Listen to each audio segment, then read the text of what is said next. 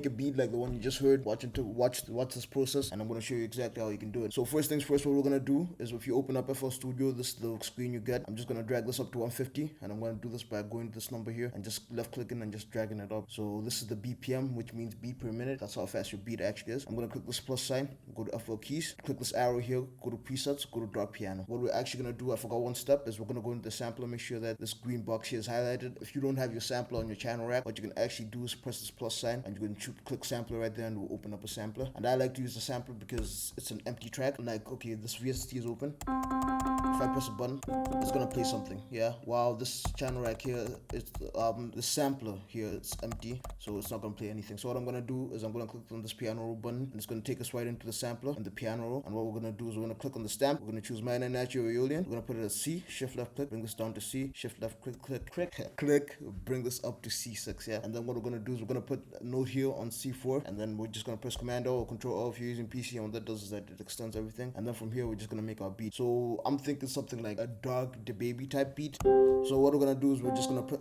and then I'm thinking, so the second note will come here, so it's just gonna be C, and then we're just gonna put this at F. I'm gonna put a note here at 3, press Command O and just drag this off. And what I'm actually gonna do is I'm gonna press shift left click, highlight the bottom notes, drag them to the side a little bit, press Command down, just shift them over, and then from here I'm just gonna press Command B, and what that does is we'll just shift everything over. I'm gonna press Options S to strum everything, and then I'm gonna press Options R to randomize the velocities. So now I'm gonna grab the slice tool here, and then I'm just gonna slice everything here at the end. And what I'm gonna do is just press delete. Yeah, let's see what this sounds like.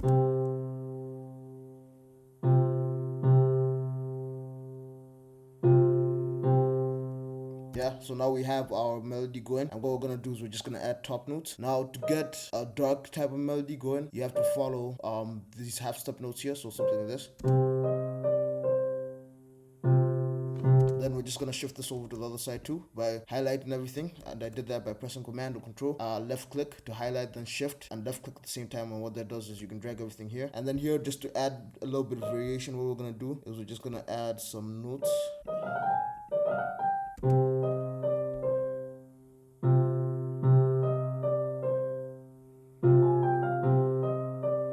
I think we're just gonna bring this here.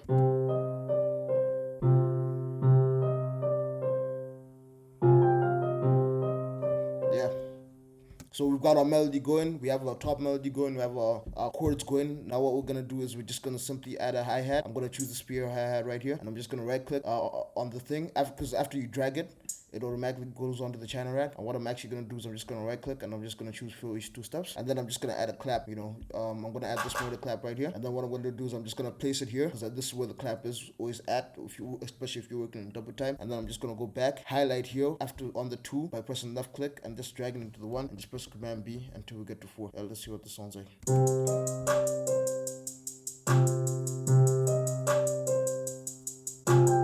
Now what we're gonna do is we're just gonna add an 808, and this is gonna be our 808 right here. Since we do not need the sampler notes anymore, we're gonna go back into the channel rack. We're gonna delete the sampler, so all we can see are the notes that we've used, and it's gonna be easier to add our 808 because we're gonna know our bass notes. If you wanna make it simple, like how I'm about to do, you can just use C, because that was the bass note used the entire time. So I'm just gonna put it at C, increase the velocity.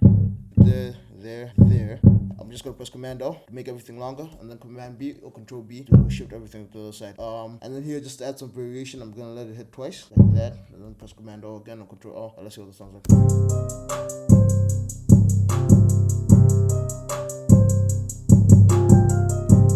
Now, if you can hear some of the notes are bleeding over and the 808 does not sound clean, and to fix this, we're just gonna click on the channel rack button right there, and then we're gonna decrease the attack, increase the hold, decrease the take time, and decrease basically everything except for the hold. And now, when you press an 808 note and you let go, it stops playing, yeah. And then we're gonna let it go to this ones to here, this miscellaneous function, and then we're just gonna choose cut itself, yeah. And this is what it's gonna sound like.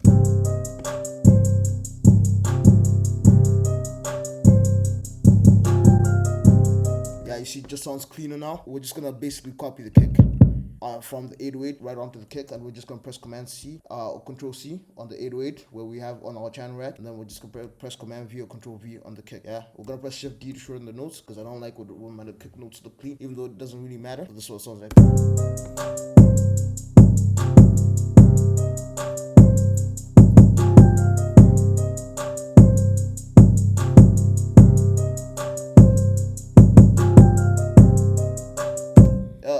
So thank you very much for watching. Yeah, I've been Muzi Beats.